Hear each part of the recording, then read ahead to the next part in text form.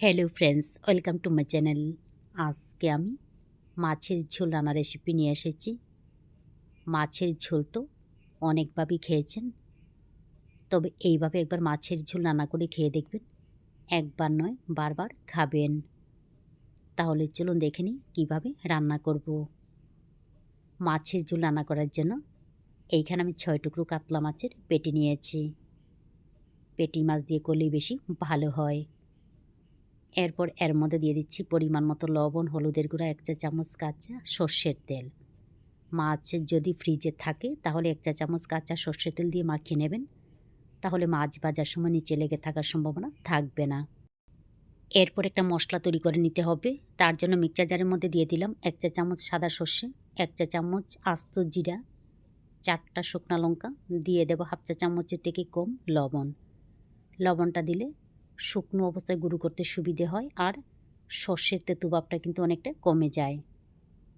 জল না দিয়ে প্রথমে এইগুলিকে গুঁড়ো করে নিতে হবে। তারপর এর মধ্যে দিয়ে দেব 1/2 ইঞ্চি পাতলা করে কেটে নেওয়া আদা, 4টা কাঁচা লঙ্কা, কিছুটা ধনিয়া পাতা। তারপর এর মধ্যে জল দিয়ে এইগুলিকে আবারও ভালোভাবে পেস্ট করে নিতে হবে। তবে এই রান্নাটা একটু ঝাল ঝাল হলে ভালো লাগে। তো মশলাগুলিকে পেস্ট করে নেওয়ার পর প্রথমে গ্যাস অন করে কড়াই গরম করে নেওয়ার পর দিয়ে দিলাম সর্ষের তেল। সর্ষের তেল দিয়ে রান্নাটা করতে হবে। তেলের পরিমাণটা একটু বেশি ব্যবহার করলাম, কারণ একই তেলের মধ্যে আমি রান্নাটা করে নেব। তেল ভালোভাবে গরম হয়ে গেলে লবণ হলুদ দিয়ে মাখিয়ে নেওয়া কাতলা মাছের পেটিগুলি দিয়ে দিচ্ছি। তো নিচের অংশ হয়ে যাওয়ার পর এইগুলিকে উল্টে পাল্টে ভেজে নিতে হবে। মাছের পেটি ভেজে নিতে সময় লাগে না, একদম কম সময় হয়ে যায়। তো মাছগুলিকে ভেজে নামিয়ে নেওয়ার পর ফোড়নের মধ্যে দিয়ে দিলাম মেথি ফোড়ন।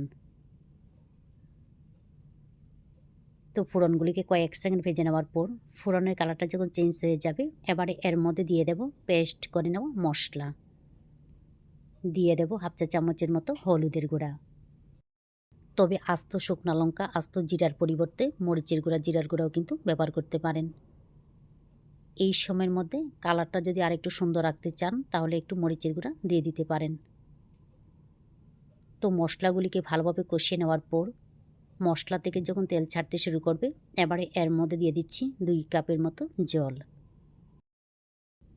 জলের পরিমাণটা রান্না করে নেওয়ার পর ঝোলটা যাতে একদম ঘনও থাকবে না, একদম পাতলাও থাকবে না, এমনভাবে ব্যবহার করতে হবে।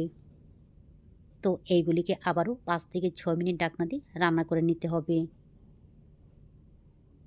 তো 5 থেকে 6 মিনিট ঝোলটাকে ফুটিয়ে নেওয়ার পর বা রান্না করে নেওয়ার পর এবারে এর মধ্যে দিয়ে দেব ভেজে নেওয়া মাছের টুকরোগুলি। ঝোলটাকে ভালোভাবে ফুটিয়ে নেওয়ার পর মাছের টুকরোগুলি ব্যবহার করতে হবে, না হলে কিন্তু পাংশে ভাব লাগবে। দিয়ে দিলাম আস্ত 2টা কাঁচা লঙ্কা, পরিমাণ মতো লবণ। লবণের পরিমাণটা কম দিতে হবে, যেহেতু মশলা করে নেওয়ার সময় মাছ ভাজার সময় কিন্তু লবণ দেওয়া আছে। তো হালকাভাবে মিশিয়ে নেওয়ার পর আবার 10 থেকে 12 মিনিট ঢাকনা দিয়ে রান্না করব। তো 10 থেকে 12 মিনিট কম আঁচে ঢাকনা দিয়ে রান্না করে নেওয়ার পর দেখুন খুব সুন্দর হয়েছে।